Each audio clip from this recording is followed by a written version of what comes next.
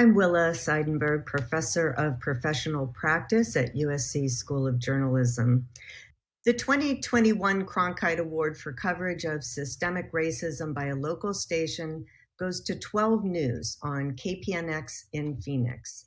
This NBC affiliate produced a documentary called "The Work is Hard and Not Done: Being Black in the Valley." The jury applauded this TEGNA-owned station for its use of highly compelling archival footage that provided a historical perspective on racism in Arizona over the last century. The judges commented that every interview with experts, community leaders, and residents carried so much emotion. The past and present are seamlessly strung together into an impactful narrative that's not broadly known. It makes you realize how much has changed, and more importantly, how much more needs to be done. Let's watch a clip. Anger. That's how I process it. And let me explain. There are no more words for it. It happens far too frequently in this country. And I think of each of those people as, wow, that could have been my family. Could have been my brother. Could have been my husband. Could have been my cousin. It's not right that as African Americans, we have to live in the greatest country on the planet and fear our own law enforcement that pledge to protect and to serve. But we realize they're protecting and serving maybe somebody else, but it doesn't always feel like it's us.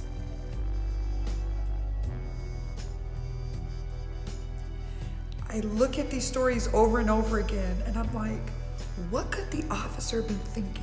And it's always easy to armchair quarterback. But if they're running away from you and they don't have a deadly weapon, how are they a threat again? Accepting the award is 12 News anchor Caribe Devine. I was born in East Texas, and as a biracial kid, it didn't take me long to see that the world treated those who look like me and my family differently than it did some others. It became part of my history and in many ways shaping who I am and how I look at the world. When our station set out to make "The Work is Hard and Not Done: Being Black in the Valley," we wanted to look at how Arizona's past had shaped its present, because the present often hides what happened in the past. Last summer, the nation was convulsing. The name George Floyd was heard in every conversation.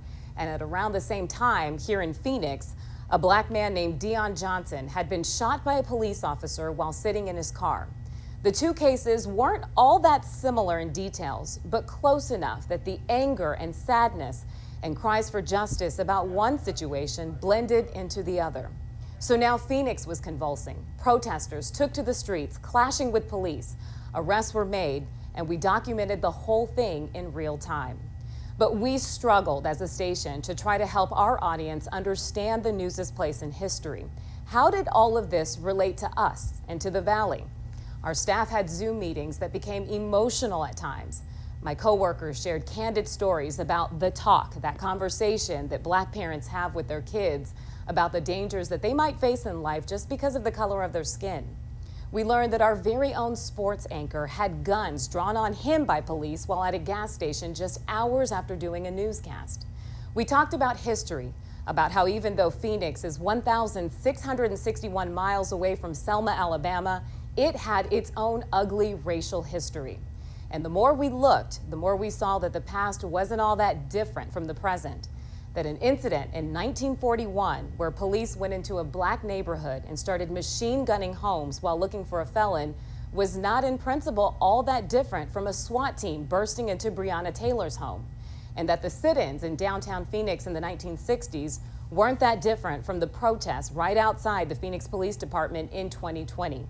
So we wrote about history. We tried to make it come alive by connecting it to modern events and contemporary figures, pastors, lawyers, teenagers, historians.